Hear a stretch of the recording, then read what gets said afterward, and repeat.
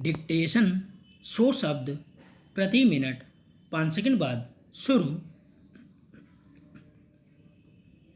शुरू।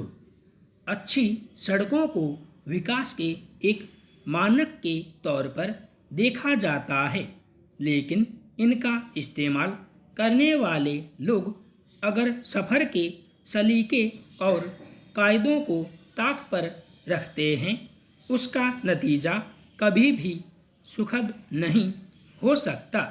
आए दिन इस मसले पर अध्ययनों में यह बताया जाता रहा है कि बहुत मामूली लापरवाही की वजह से होने वाली दुर्घटनाओं में जिस पैमाने पर लोगों की जान चली जाती है, वह चिंता की बात है।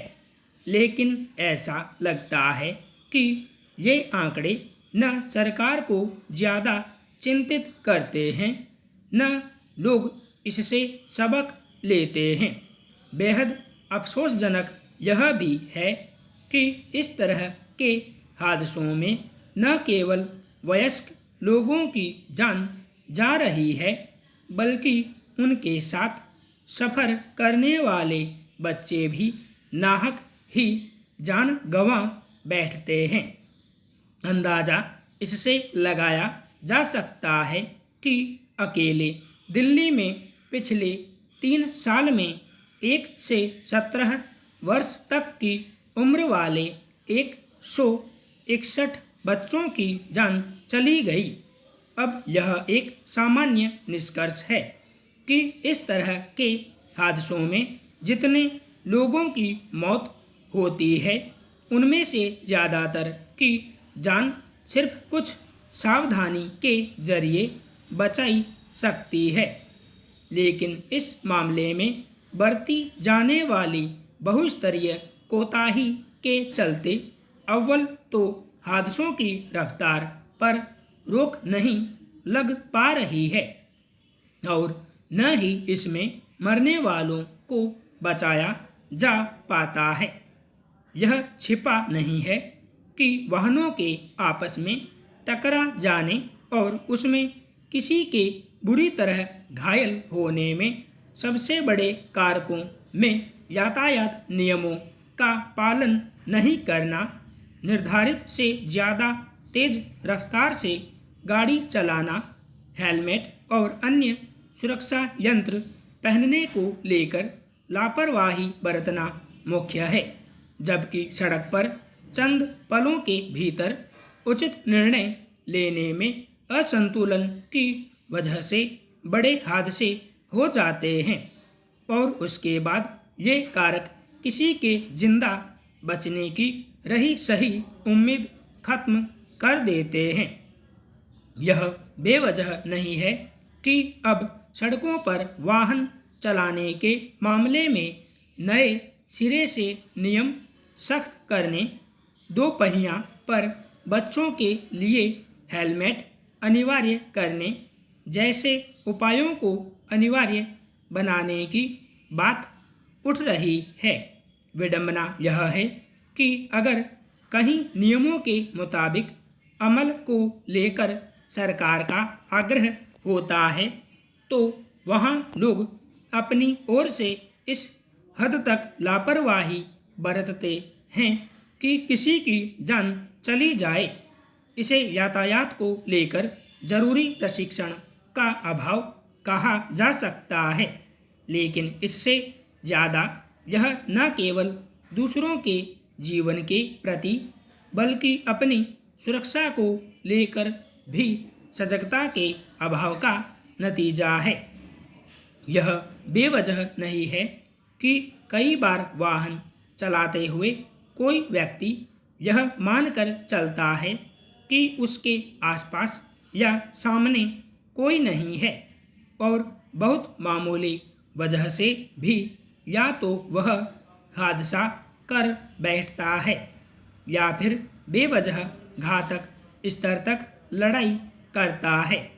ऐसे दृश्य अक्सर दिख जाते हैं जब किसी वाहन में निर्धारित से ज़्यादा संख्या में लोगों को बिठाकर लोग बेहद असुरक्षित तरीके से चलते हैं। नशे में कोई छोटा या भारी वाहन चलाते हुए व्यक्ति न दूसरों का ख्याल रख पाता है, न अपनी जान को लेकर उसे फिक्र होती है। रातों में बेलगाम तरीके से दौड़ते बड़े वाहनों का जोखिम अब कोई छिपा तथ्य नहीं है। ऐसे में सड़कों पर अन्य लोगों के बीच बच्चे हादसों के आसान शिकार बन जाते हैं, जो कई बार बच सकने की कोशिश भी नहीं कर पाते। ज़रूरत इस बात की है कि न केवल सड़क यातायात को लेकर नियमों में नरमी न बरती जाए, बल्कि वाहन चलाने वालों के भीतर यह एहसास पैदा हो कि वे अपने और दूसरों के जीवन की फिक्र करें। काफ़ी जद्दोजहद के बाद शुक्रवार को दिल्ली पुलिस ने सर्वोच्च न्यायालय को सूचित किया कि भारतीय कुश्ती महासंघ के अध्यक्ष और सांसद बृजभूषण शरण सिंह के खिलाफ एक नाबालिग सहित 7 महिला पहलवानों के यौन उत्पीड़न और धमकी देने के आरोपों पर वह प्राथमिकी दर्ज करेगी। गौरतलब है कि बृजभूषण शरण सिंह पर लगे आरोपों के संदर्भ में अब तक कार्रवाई न होने की स्थिति में महिला पहलवानों को आंदोलन तक का रास्ता अख्तियार करना पड़ा। हालांकि कुछ समय पहले जनवरी में भी पीड़ितों की ओर से पहली बार इन आरोपों के साथ सार्वजनिक रूप से अपना विरोध और दुख जाहिर किया गया था, मगर तब केंद्रीय युवा और खेल मामलों के मंत्री अनुराग ठाकुर की ओर से उचित कार्रवाई सुनिश्चित कराए जाने के आश्वासन पर महिला पहलवानों ने अपना विरोध वापस ले लिया था।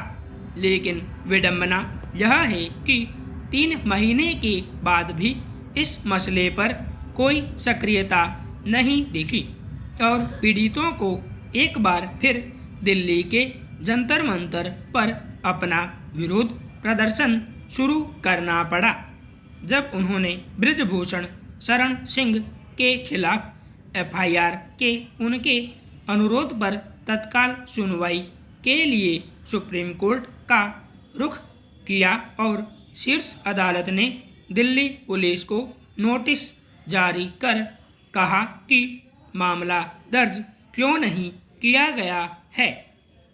तब जाकर अदालत को प्राथमिकी दर्ज किए जाने के बारे में सूचित किया गया। जाहिर है पुलिस ने अब जिन शिकायतों पर प्राथमिकी दर्ज करने की बात कही उनके कानूनी रूप से ठोस आधार थे। सवाल है कि आखिर क्या कारण रहे कि इस मसले के उठने के बाद से ये आधार मौजूद होने के बावजूद दिल्ली पुलिस ने कानूनी कार्रवाई शुरू करने में इतना लंबा वक्त लगाया। हैरानी की बात यह है कि इस मामले में शिकायत सामने आने पर संवेदनशील तरीके से कार्रवाई करने के बजाय पुलिस की ओर से यहाँ तक कहा गया कि प्राथमिकी दर्ज करने से पहले आरोपों की जांच करने की ज़रूरत होगी। क्या पुलिस इस तरह की सभी शिकायतों के मामले में ऐसा ही मानदंड अपनाती है? अगर कानून सबके लिए बराबर है तो अलग अलग आरोपियों के खिलाफ कार्रवाई को लेकर सक्रियता के पैमाने अलग अलग क्यों हो जाते हैं? क्या यह अपने आप में आरोपी को बचाने की कोशिश और कानून के शासन को सवालों के कटघरे में खड़ा करना नहीं है?